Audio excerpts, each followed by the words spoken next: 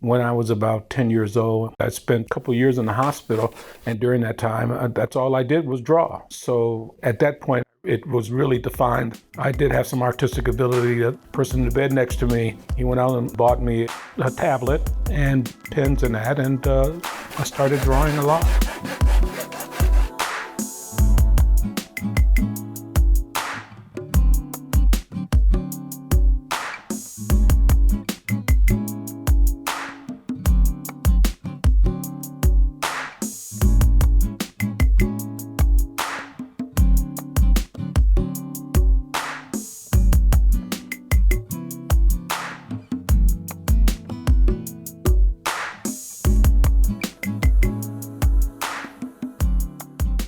My focus was never that I wanted to be an artist. It was always art was something that I loved to do.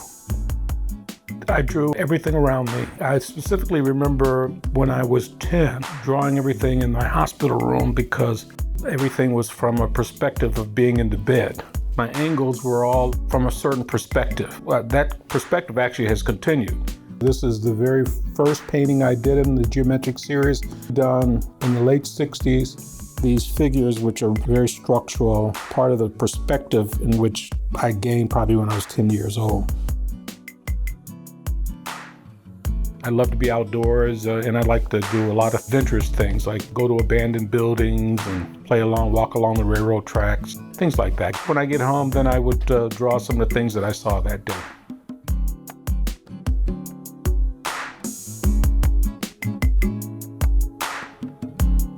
I always incorporate things from the past. I incorporate things when I was young. For instance, the way things were in Buffalo. There's a painting I did called Lake Erie, and it's spelled lake as lake, but Erie as E-I-R-E-E. And it's a picture of the Marine Drive Apartments, as they call it now. Those towers and the lighthouse and the water, it's beautiful. But it has a beautiful woman, which is the main focus. Out of that coldness and that decision to put those projects down there came beauty. But also what happened was that we forgot the waterfront because we put those projects down there. And it took us 50 years to find the waterfront. And the waterfront only recently opened because of a decision that was basically discriminatory, so I painted about that. Now that might be political, but it's more historical.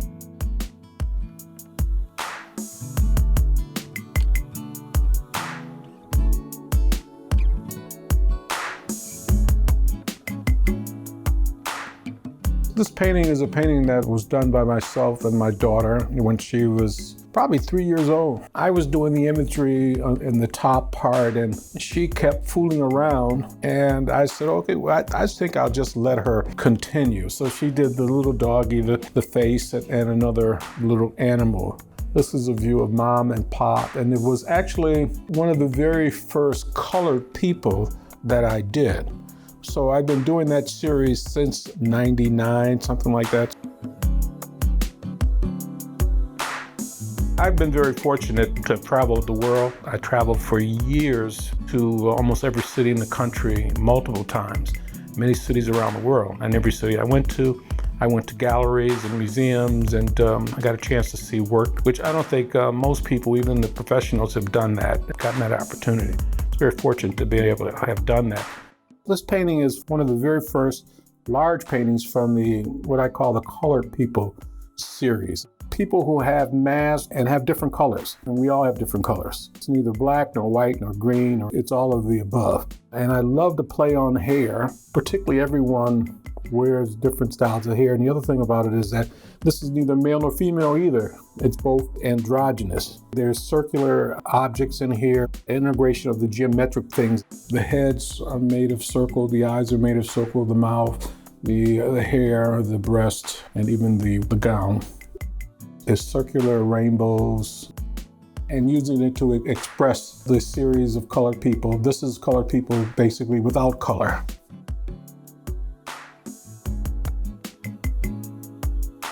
I think a lot of people, when they look at my work, they say it's Afrocentric. It's black, it's this, it's that. But really, if you look at it, and I told you, the name, it should clue you into what my thinking is. My thinking is more universal thinking about things. A lot of the people, the images I use in my work are called colored people, and it's called colored people for a number of reasons.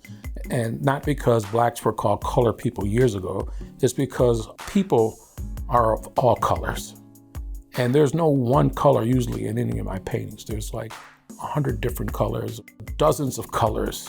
And the images have many colors in it. So the idea is more universal. It may be posed in figures that may seem very African. We're all African, to be honest with you, but the colors tell you, and the story, the name tells you right in your face that we're all colored people. There's a subtle message there that everybody should understand. If I paint a particular, just everything black, then you know exactly what I'm saying, but I very seldom do that. If you look around this room and you look, there's always split faces because everybody has a split face. They have this, they have that, and at the same time, there are many people at the same time. And having art as one, say, career, I would call it more of a life, and having a life as an attorney also. The two, they don't really intersect that much. I paint when I'm inspired, and sometimes it's a lot, and sometimes it's less. For a long time, until recently, in the art world, no one knew I was a lawyer. In the legal field, a lot of people didn't know I was an artist. And they, when did you start painting? And well, I was painting all my life. I painted a long time before I even thought about going to law school.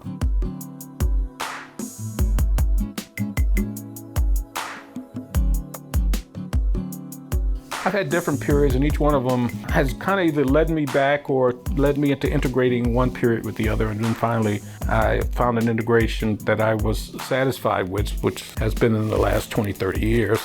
And that's more of a blend of African themes, modernism, and geometry.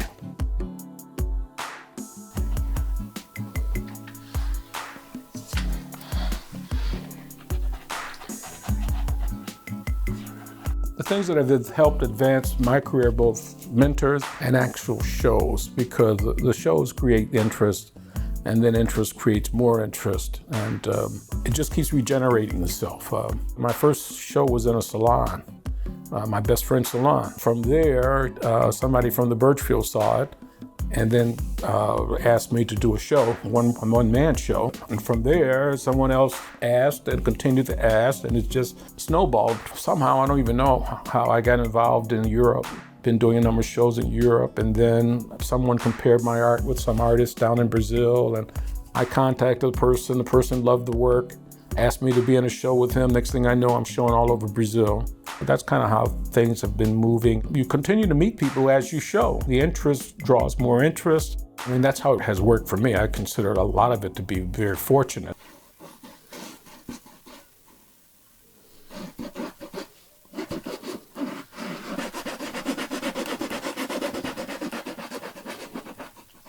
I'd just been doing some work in Paris and in Europe, and there was something that called me down to Brazil. And I had not been in Brazil for many, many years. Actually, it was a friend I met in Europe. She said, you should come to Brazil and see what Brazil is all like. So she booked me a hotel right on the beach. And I was in this hotel, and I looked out of my window, and I said to myself, this is what I've been painting.